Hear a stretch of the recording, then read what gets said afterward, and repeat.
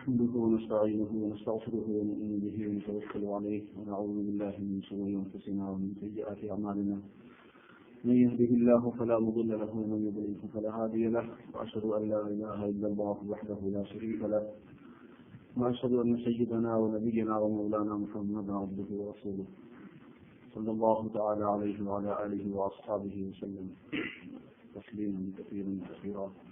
أما بعد، برادران اسلام،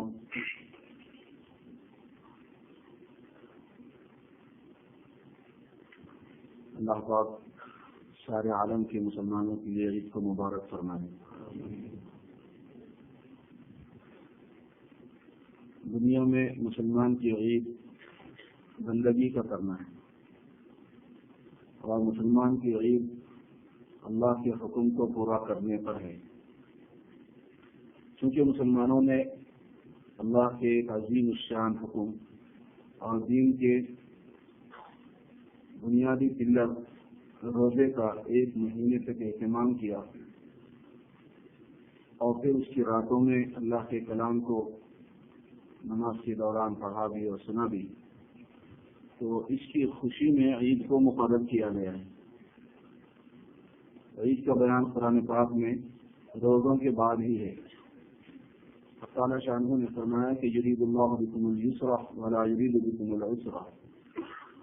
ایک مہینے کے روزوں کو مشکل مت سمجھو، اب تعالیٰ تمہارے ساتھ آسانی کا ارادہ فرماتے ہیں اور تمہارے ساتھ تنگی کا ارادہ نہیں فرماتے.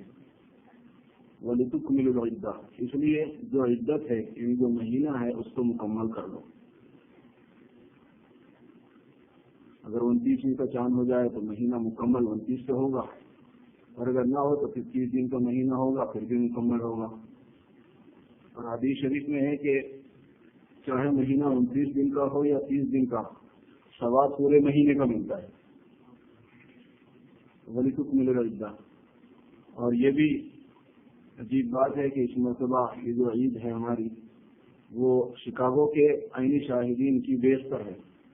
کہیں سے کوئی انفارمیشن نہیں ملی. رات میں 10 بجے کے قریب، تقریباً 10 بج رہے تھے، جب ماشاءاللہ 2 ساتھی تلاش کرتے ہوئے جو پہلے جہاں آئے تھے شہادت دینے کے لیے، پھر وہاں پہنچے، ان کے ساتھ ایک اور ساتھی تھے، تو 3 گواہ عینی جو ہیں حلفیہ طور پر، انہوں نے کہا کہ ہم نے چاند دیکھا ہے.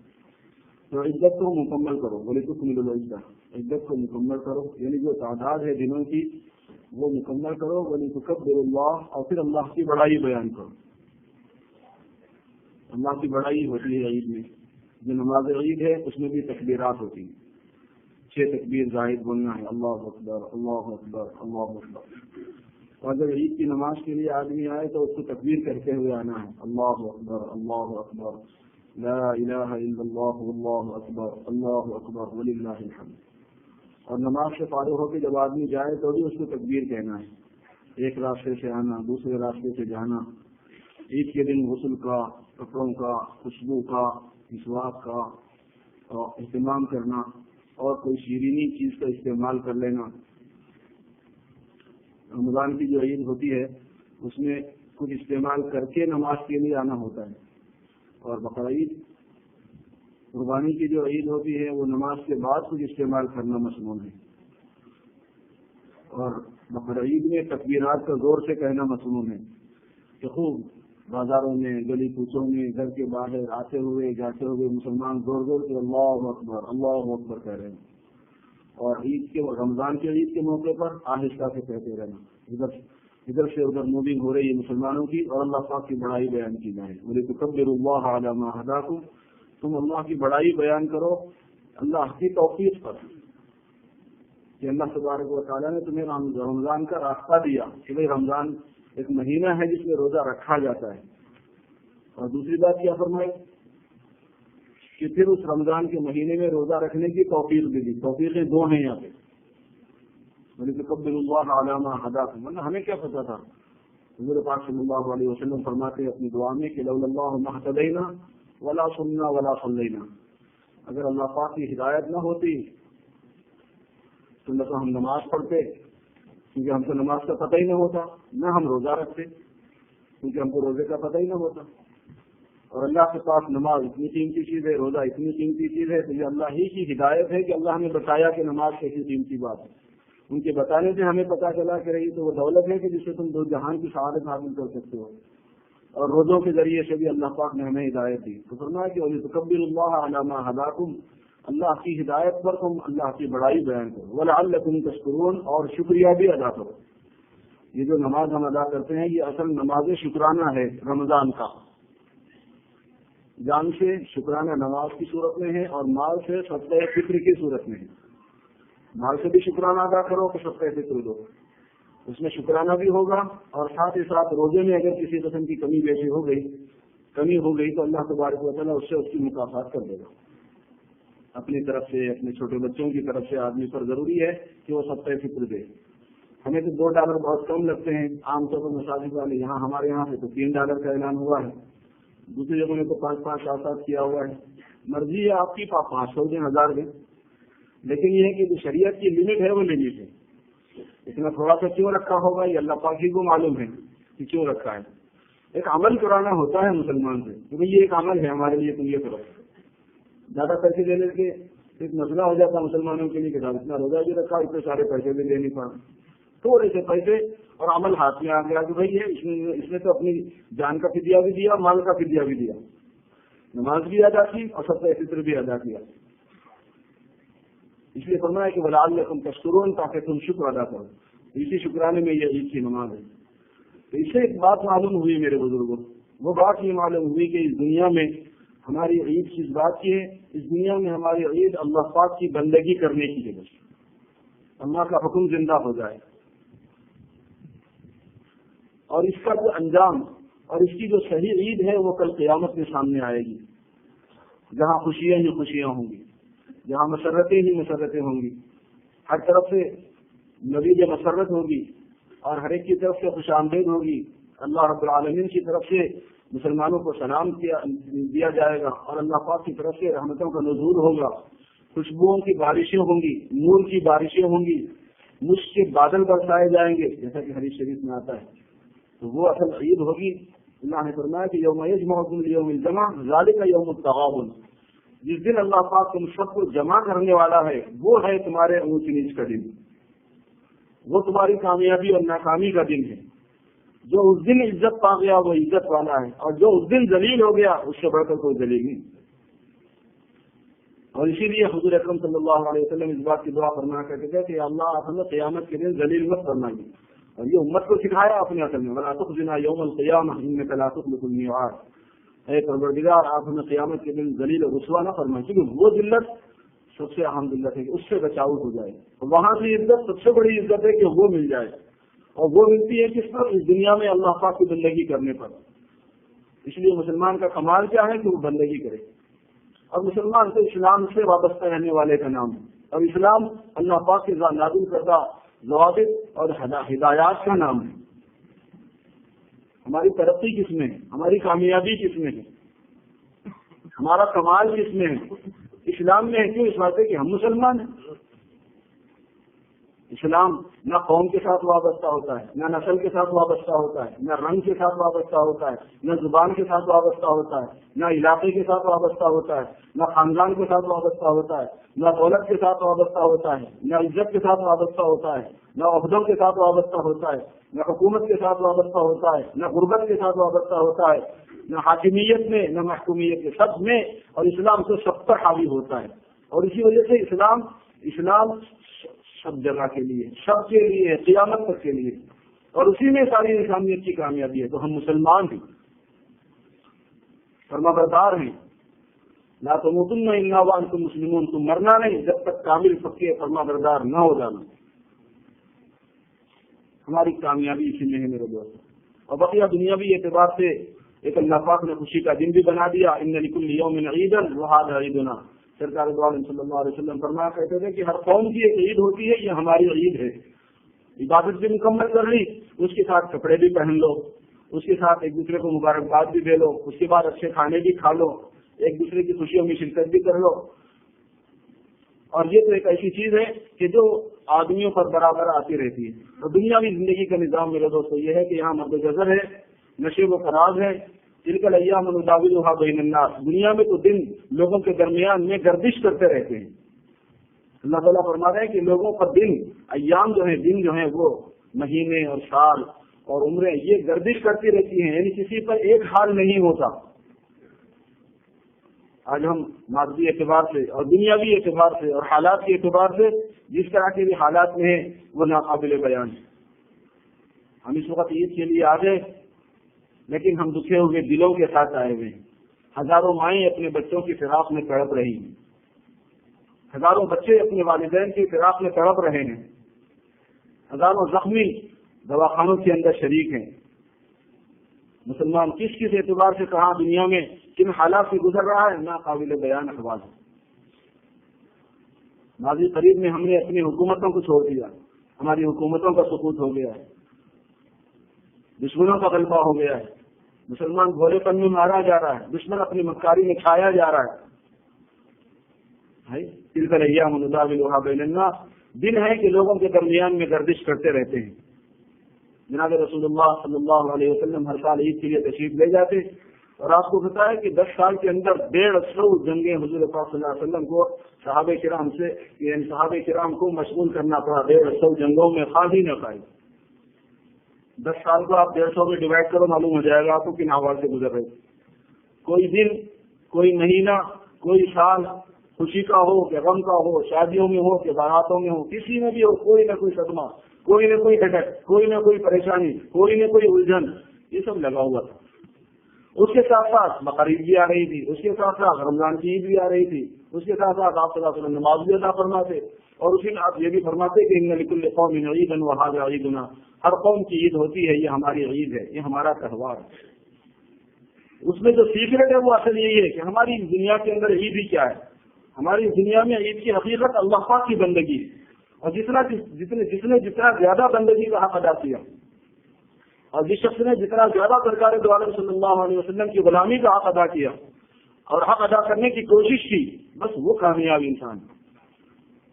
اسی لیے کہتے ہیں کہ لیس العید لمن لبس الجدید، عید اس کی نہیں ہوتی جو نئے کپڑے پہنتا ہے، انما العید لمن خاف یوم الوعید، عید تو اس کی ہوتی ہے کہ جو یوم الوعید سے ڈرتا ہے، جو اللہ تبارک و تعالیٰ کے بارگاہ میں حاضر ہونے سے اور ان کے سامنے کھڑے ہو کر اپنی زندگی کا جواب دینے سے خوف کیا، اور اس دنیا میں اس نے اپنے آپ کو پابند بنا لیا اور اپنے نفس پر آرے چلا دیے، اور اپنی حسرتوں کو اس نے دفن کر دیا، اور اپنے خواہشات کو اس نے قابو میں کر لیا، اور نفس و شیطان کے کہنے میں نہیں آیا۔ عید تو اس کی ہے، آزاد تو وہ ہے۔ اسی لیے اولیاء اللہ نے فرمایا ہے کہ غلام تو سب سے بڑا غلام وہ ہے جو نفس کا غلام ہوتا ہے، اور سب سے اصلی آزاد وہ ہے جو نفس کی غلامی کی آزادی حاصل کر لے۔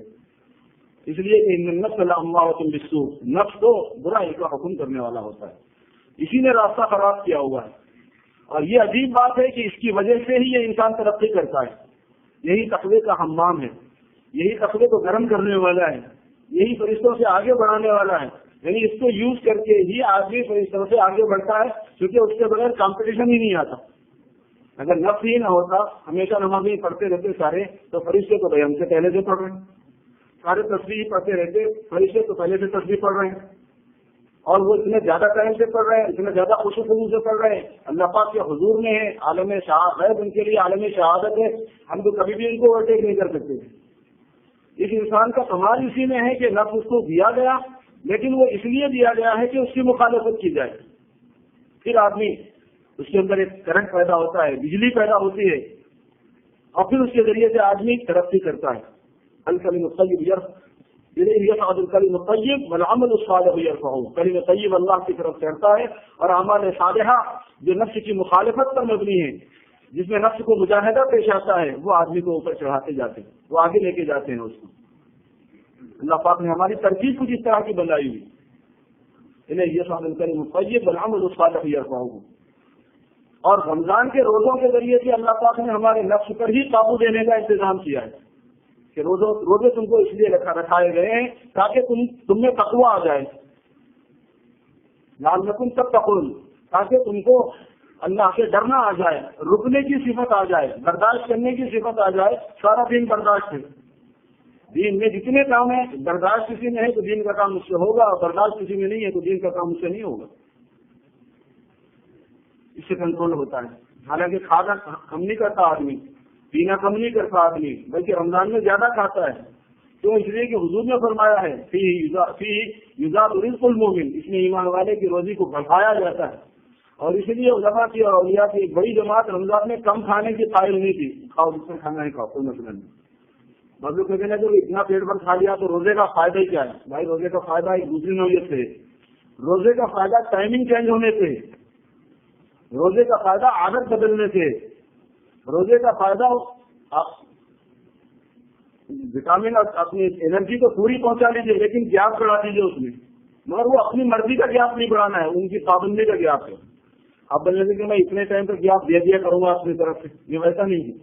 اللہ کی طرف سے مقرر کرتا ایک نظام ہے کہ بس ادھر صبح تاجر ہوئی اور ادھر سورج غروب ہونے تک, اس درمیان میں کھاؤ پیو مت.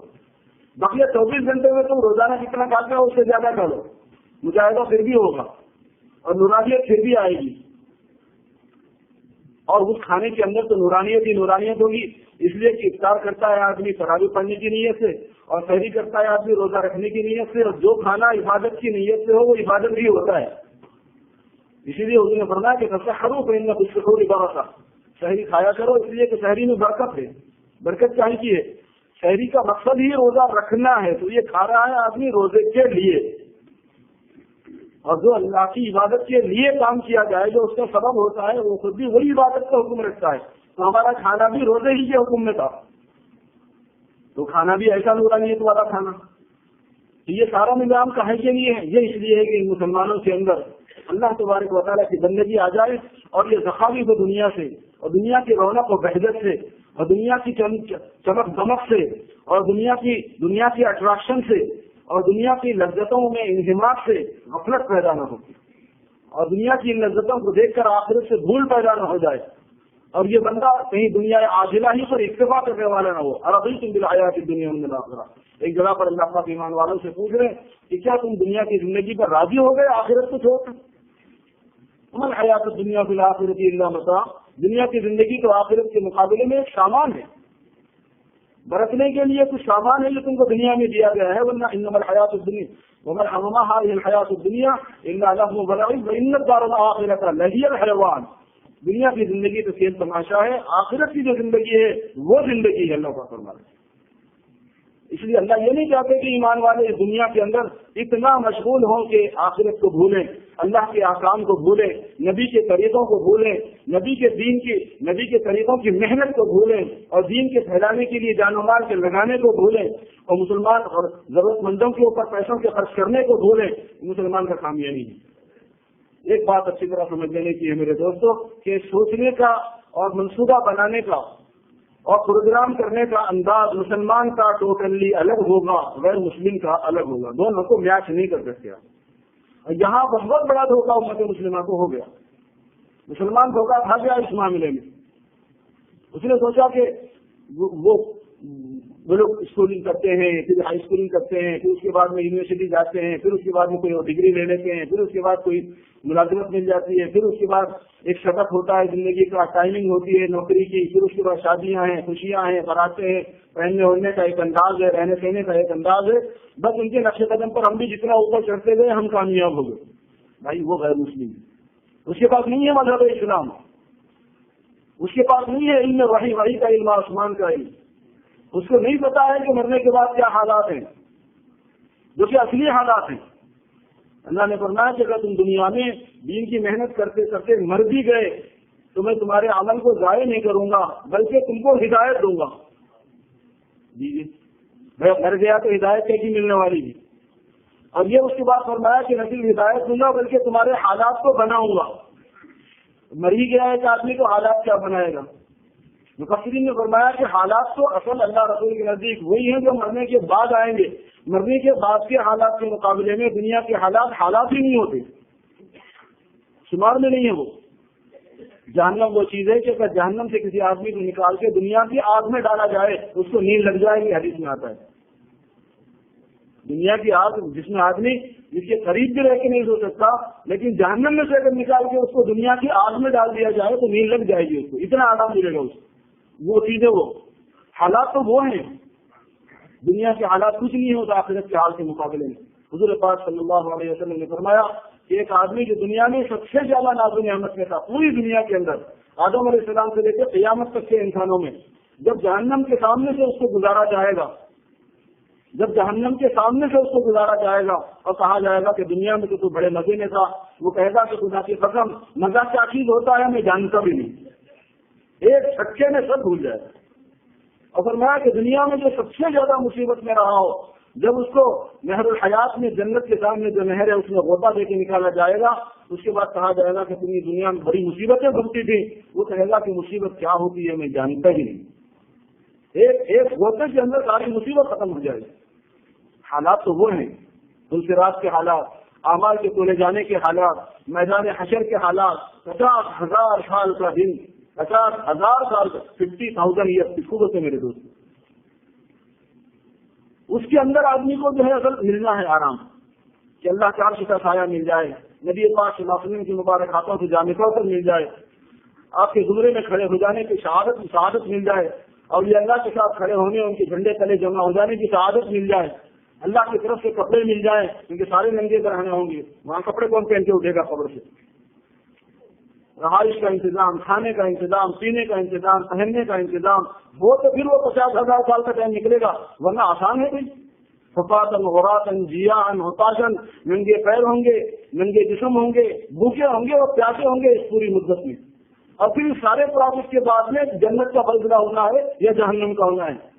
اسی لیے فرمایا کہ سیہدیہم ویصلح بالہم ویدخلہم الجنۃ عرفھا لہم، اللہ ایسے لوگوں کو ہدایت دے گا اور ان کے حالات کو بنائے گا اور اس جنت میں ان کو داخل فرما دے گا جس سے اللہ پاک نے ان سے وعدہ فرمایا اور تعارف فرما دیا ہے، اس کی تفصیلات بتا دی گئی ہے۔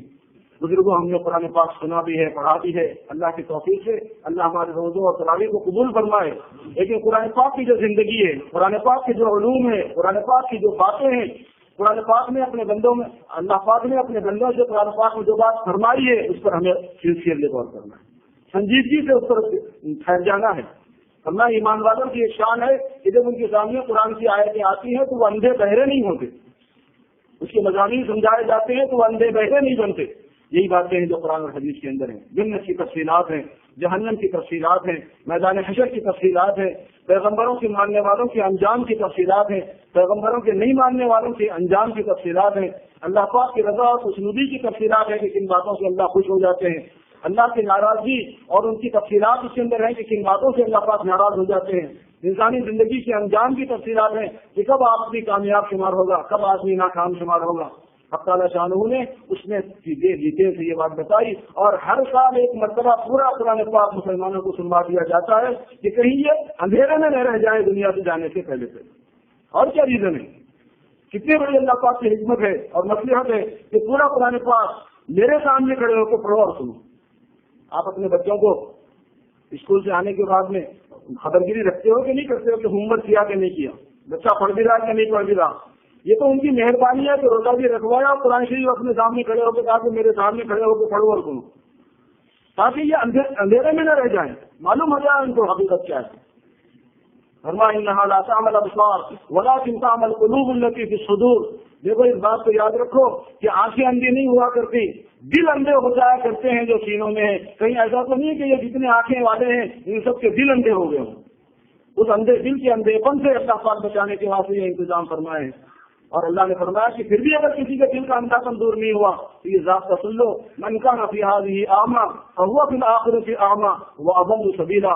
جو اس دنیا میں اندھا رہے گا اللہ کے حکموں سے، وہ آخرت میں اندھا ہوگا اور زیادہ راستے کو گم کرنے والا ہوگا، وہاں راستہ کچھ نہیں ملے گا، بہت لمبا راستہ آدمی کو جانا ہے، ہزاروں برس کی مسافت طے کرنا ہے، اور جنت کا راستہ بنا ہوا ہی جہنم کے اوپر ہے۔ جنت آتی ہے جہنم پر سے گزر کے جانے کے بعد، وَإِن مِّنكُمْ إِلَّا وَارِدُهَا كَانَ عَلَىٰ رَبِّكَ حَتْمًا مَّقْضِيًّا۔ تم میں سے ہر ایک کو اس پر سے گزرنا ہے، یہ تمہارے پروردگار کی طرف سے حتمی فیصلہ ہے، طے شدہ بات ہے۔ بہت لمبا تو فرمایا کہ جو یہاں اندھا رہے گا وہ وہاں نہیں چل پائے گا۔ اسی لیے منافقین کہیں گے ایمان والوں سے، یوم یقول المنافقون والمنافقات للذین آمنوا انظرونا نقتبس من نورکم قیل ارجعوا وراءکم فالتمسوا نورا فضرب بینہم بسور لہ باب باطنہ فیہ الرحمۃ وظاہرہ من قبلہ العذاب۔ کیونکہ ہر آدمی کو کل قیامت میں چلنے کے واسطے نور ایمان چاہیے، ایمان کا نور ہوگا تو اس کو راستہ ملے گا، ورنہ اندھیرے میں وہ نہیں چل سکے گا۔ ہر آدمی کو نور ایمان چاہیے، تو منافقین ایمان والوں سے کہیں گے کہ ہمارا نور ایمان تو کام نہیں کر رہا، تم لوگ ٹھہر جاؤ، ہم تمہارے نور میں چلنا چاہتے ہیں، نقتبس من نورکم۔ تو ایمان والے کہیں گے قیل ارجعوا وراءکم فالتمسوا نورا، تم اپنے کو دنیا میں مسلمان کہتے تھے، تم پلٹ کے دیکھو، تم اپنے نور کو خود تلاش کرو۔ فضرب بینہم بسور لہ باب، ایک دیوار ایمان والوں کے درمیان اور منافقین کے درمیان میں حائل کر دی جائے گی، باطنہ فیہ الرحمہ وظاہرہ من قبلہ العذاب، اس کا باطن ادھر ایمان والوں کی سائڈ میں رحمت ہوگی وہ دیوار میں، اور ان منافقین کی سائڈ میں عذاب ہوگا۔ ینادونہم الم نکن معکم، وہ منافقین ایمان والوں کو پکاریں گے کہ بھائی اندھیرے میں جانا ہے، آج ہم تمہارے نور کے ایمان کے نور میں چلنا چاہتے ہیں تو تم ہمیں روکتے ہو، کیا دنیا میں ہم تمہارے ساتھ نہیں تھے؟ قالوا الم نکن معکم قالوا بلی، ایمان والے کہیں گے کہ کیوں نہیں تھے تو تم ہمارے ساتھ، ولکنکم فتنتم انفسکم، لیکن یہ ہے کہ تم نے اپنے کو فتنے میں ڈالا ہوا تھا، دین کی پرواہ نہیں کرتے تھے، وتربصتم، اور انتظار کرتے تھے حالات کا، وارتبتم، اور اللہ کے وعدوں میں شک کرتے تھے، وغرکم باللہ الغرور، اور شیطان کے دھوکے میں تم آ گئے۔ یہ چار باتیں تم نے آ گئی تھی تو آج تمہارا کوئی نہیں ساتھ نہیں ہو سکتا۔ ہم قابل یوم ایھا المجرمون، اللہ نے فرمایا کہ دنیا میں اچھے برے مل کے رہتے ہیں، لیکن آخرت میں میدان حشر میں اور جنت میں جانے سے جنت و جہنم میں تو الگ ہوں گے، اس سے پہلے ہم دونوں کو الگ کر دیں گے۔ الگ ہو جاؤ اے مجرموں، آج تم مکس ہو کے نہیں رہ سکتے ہو، کیسا وقت ہوگا میرے بزرگوں۔ اس لیے یہ قرآن پاک کی تعلیمات اور یہ جو علوم بیان کیے گئے ہیں اس کے اندر، ان کو دھیان دینا ہے، ان کو اپنی زندگی میں لانا ہے، پابندی سیکھنی ہے، نمازوں کی پابندی کرو، جب رمضان میں روزے رکھے، روزے اور بھی دنوں میں رکھنے کا اہتمام کرو، بڑا فائدہ اس میں ہے، اور نمازیں پڑھتے رہے اس میں، تو نمازوں کی پابندی ہمیشہ۔ مسلمان تو صرف رمضان میں نماز ہے یہ بات نہیں ہے، رمضان اور غیر رمضان دونوں میں ہے، جاگ اور بغیر جاگ کے دونوں حالتوں کے اندر ہے۔ 5 وقت کی نماز ہر مسلمان پر فرض ہے، اور اللہ کا ذکر ہو، حلال حرام کی تمیز ہو، جائز ناجائز کا فرق ہو، سچ اور جھوٹ کی تمیز ہو، وعدوں کو پورا کرنے والے ہوں، صلہ رحمی کرنے والے ہوں، آپس میں ہمدردی اور غمگساری اور مربت کرنے والے ہوں، ایک دوسرے کی خیر خبر رکھنے والے اور دوسرے کی ضرورت میں کام آنے والے ہوں، انشاءاللہ تعالیٰ پھر ہماری عید میرے دوست حقیقی عید ہوگی، اور پھر مسلمانوں کو اللہ تبارک و تعالیٰ اس دنیا میں بھی کامیابیوں سے ہمکنار کرے گا۔ ہم نے دین کو چھوڑا، دین میں سستی کی، اللہ پاک نے ہمیں بھی چھوڑا، اور ہمارے ساتھ بھی اللہ پاک نے چھوڑ دیا کہ اللہ ابالی حدیث شریف میں آتا ہے کہ پھر اللہ پرواہ نہیں کرتے کہ کون سی وادی میں یہ حالات ہوتے ہوں۔ حق تعالیٰ شانہ اپنے غضب سے ہماری حفاظت فرمائے، اور پوری مسلمات کی حفاظت فرمائے، اور سارے مسلمانوں کے حالات کو اللہ درست فرمائے، اور پورے مسلمانوں کو اللہ پاک فضل میں لے لے، اور اللہ پاک دشمنوں کے مکاریوں سے، چال بازیوں سے پوری طرح حفاظت فرمائے، مسلمانوں کی، ان کی جانوں کی، ان کی مالوں کی، ان کی عزت و آبرو کی، ان کی دولت کی، ان کی حکومت کی، ان کی جائیدادوں کی اور ان کی املاک کی، ہر چیز کی پوری اللہ پاک حفاظت فرمائے۔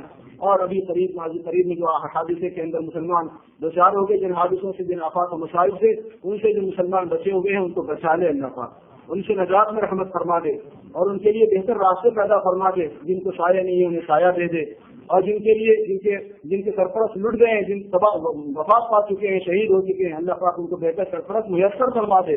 یتیموں کی کفالت کرو، ضرورت مندوں کی کفالت کرو، بیماروں کا علاج کراؤ، مقروضوں کے قرضوں کو ادا کراؤ، جن کو کپڑے نہیں ہیں کپڑے میسر کرو، جن کو کھانا نہیں ہے انہیں کھانا پہنچاؤ، اور یہی نہیں بلکہ پوری دنیا کے مسلمان اس وقت اس بات کے زیادہ ضرورت مند ہے کہ ان کو دین کا راستہ بتایا جائے، اور انہیں اللہ سے ڈرایا جائے، اور ان کو دین پر لانے کی فکر کی جائے، اس فکر میں حصہ لو۔ اب تعالیٰ ہم سب کو عمل کی توفیق دے۔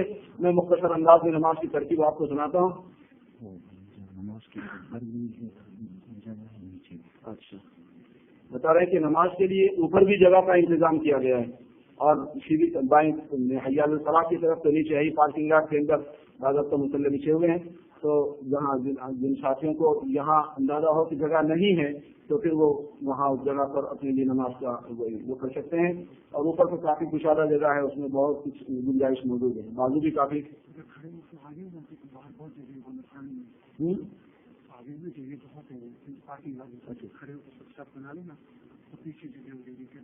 یہ کہہ رہے ہیں کہ باہر روڈ پہ لوگ ہیں تو جو پارکنگ لاٹ میں دوست موجود ہیں ان سے درخواست ہے کہ وہ جگہ کو مکمل کر لیں، اور اپنے اپنے بازو میں جن کے پاس جگہ ہو کسی مسلی کی تو وہ اس کو پیچھے سے بلا لیں اپنے، تاکہ ساتھیوں کو سہولت ہو، اور جو پیچھے موجود ہیں لوگ گیٹ کے پاس میں ان کو بتا دیں کہ اوپر بھی جگہ ہے نماز کے لیے، گیٹ کھلا ہوا ہے نا، وہاں کوئی رہبر ہے، کوئی رہبر کھڑا کر دو وہاں پہ تاکہ وہ بتا دے کہ ادھر سے اوپر چلے جائیں۔ عید کی نماز جو ہے یہ واجب ہوتی ہے، اس لیے میں واجب عید الفطر کی واجب 2 رکعت ادا کرتا ہوں اللہ کے لیے امام کے پیچھے، یہ نیت کرنی ہوتی۔ اور قبلے کی طرف منہ کا بھی دھیان رہنا، اللہ کی رضا کا بھی رہنا، امام کی مطابقت میں ہونا، اس کا بھی دھیان ہونا، کون سی نماز پڑھ رہے ہیں یہ بھی ہونا، وہ واجب ہے کہ سنت ہے کہ فرض ہے وہ بھی معلوم رہنا، اور اس کی کیا کیفیت ہے وہ بھی معلوم رہنا۔ تو اس میں 6 زائد تکبیروں کا بھی اضافہ کرنا کہ عید کی نماز ادا کرتا ہوں جو کہ واجب ہے، امام کے پیچھے ادا کرتا ہوں، اللہ کے لیے ادا کرتا ہوں، قبلے کی طرف منہ کر کے ادا کرتا ہوں، 6 زائد تکبیروں کے ساتھ ادا کرتا ہوں۔ نیت ہو تو ویسے زبان سے اتنا سارا بولنا ضروری نہیں ہے، دھیان میں رہنا کافی ہے۔ 6 زائد تکبیروں کا مطلب یہ ہوتا ہے کہ پہلی تکبیر کے ساتھ 3 تکبیریں اور اضافہ کر دی جاتی ہیں، اس میں عام طور پر کوئی الجھن نہیں ہوتی۔ اور دوسری رکعت کے اندر جب رکوع میں جانے والے ہوتے ہیں تب 3 تکبیریں زائد کرنا ہوتا ہے، ایک جو اصلی تکبیر رکوع میں جانے کی ہے وہ، اور اس کے ساتھ 3 تکبیریں۔ اس طریقے سے یہ 6 تکبیریں ہیں۔ بھول جاتا ہے بعض مرتبہ آدمی، تو دل کا میں خود ہی بھول گیا تھا، حیدرآباد میں نماز پڑھایا اس کی چکر کھا گیا، سارے لوگ بڑے امریکہ کے ملک آ کے ایسی اس کی نماز پڑھائے۔ خیر اب کیا کرتے دوبارہ پھر پڑھانا کیونکہ وہ پبلک ایسی ہوتی ہے کہ اس کو بولے نہیں، اس سے کچھ فرق نہیں پڑتا، ہم آخری سال میں ایک مرتبہ ہماری نماز خراب کرے نہیں دوبارہ پڑھاؤ گے، میرے چل اچھا۔ تو ہوتا ایسا ہے، پہلی مرتبہ جب آدمی تکبیر کہتا ہے اللہ اکبر، تو جب اپنی تکبیر تحریمہ ہے اس میں ہاتھ باندھ لینا۔ پہلا جب اللہ اکبر کہیں گے تو اللہ اکبر سے ہاتھ باندھ لینا، پھر سبحانک اللہم پڑھ لینا، پھر اس کے بعد دوسری تکبیر سے اللہ اکبر کہہ کے ہاتھ اٹھانا کانوں تک، اللہ کی بڑائی کا دھیان رکھنا، اللہ کی عظمت کا دھیان رکھنا۔ اور علماء نے فرمایا ہے کہ ہاتھ اٹھانے کا مطلب ہے کہ میں دنیا اور معافیا سے جتنا ہو گیا اللہ کے لیے، اور دنیا کو میں نے اپنے پیچھے ڈال دیا، اور میرے سامنے اللہ رسول، میں نے اللہ کو اپنے سامنے رکھا ہے، اللہ سب سے بڑا ہے۔ تو ایسا ہاتھ اٹھا کے کان تک اللہ اکبر کہتے ہوئے چھوڑ دینا، دوسری مرتبہ میں چھوڑ دینا، اور تیسری مرتبہ میں چھوڑ دینا، اور چوتھی مرتبہ میں باندھ دینا، کس میں باندھ دینا ہاتھ اور کوٹ میں باندھ دینا ہاتھ، سیکنڈ اور تھرڈ کے اندر چھوڑ دینا ہے۔ اور جب رکوع میں دوسری رکعت میں جب ہم رکوع میں جانے لگیں گے، جب رکوع میں جانے لگیں گے تو رکوع میں جانے سے پہلے اللہ اکبر کہہ کے ہاتھ اٹھانا پھر چھوڑ دینا، پھر اللہ اکبر کہہ کے ہاتھ اٹھانا پھر چھوڑ دینا، تیسری مرتبہ اللہ اکبر کہہ کے ہاتھ اٹھانا پھر چھوڑ دینا، اور چوتھی مرتبہ ہاتھ اٹھانے کی ضرورت نہیں، رکوع میں چلے جانا۔ اور نماز سے فارغ ہونے کے بعد میں دعا یہی ہوگی مصلی پہ، اس دعا میں شرکت کرنا، پھر اس کے بعد میں خطبہ ہوگا، اور پھر خطبے کے اندر جو دعا ہوتی ہے وہ وہی ہوتی ہے کھڑے کھڑے، اس وقت دل میں آہستہ سے آمین آمین کرتے رہنا، جب خطیب صاحب دوسرے خطبے میں دعا کرتے رہیں گے، پھر اس کے بعد میں مبارکباد دینا ہے۔